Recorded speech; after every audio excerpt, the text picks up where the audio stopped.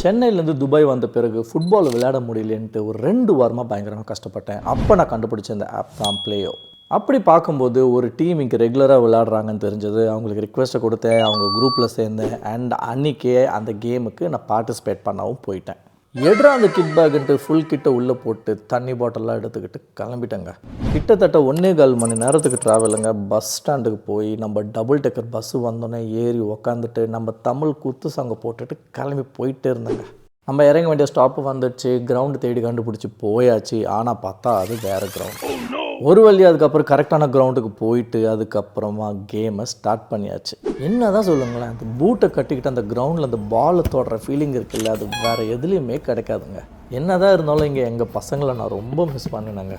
இந்த ப்ளேயோ ஆப் இல்லை அப்படின்னா கண்டிப்பாக இந்த கேம் என்னால் கண்டுபிடிச்சிருக்க முடியாது. நான் இன்னும் ரூம்லேயே உட்காந்துக்கிட்டு அந்த 4 செவரை பார்த்துட்டு தான் இருந்திருக்கணும். இந்த மாதிரி வெளியூருக்கு வந்துட்டு ஃபுட்பால் விளையாட முடியலன்னு வருத்தப்படாமல் இந்த மாதிரி பிளாட்ஃபார்ம்ஸோ இல்லை உங்கள் ஃப்ரெண்ட்ஸ் கிட்ட சொல்லி செக் பண்ணிவிட்டு எங்கே விளையாடுறாங்கன்னு தெரிஞ்சுக்கின்னு கிட்ட தூக்கின்னு ஓடி போய் விளையாட ஆரம்பிச்சிடுங்க. எந்த நாட்டுக்கு போனாலும் சரி, எந்த ஊருக்கு போனாலும் சரி, ஃபுட்பால் விளையாடுறத நிப்பாட்டாதீங்க.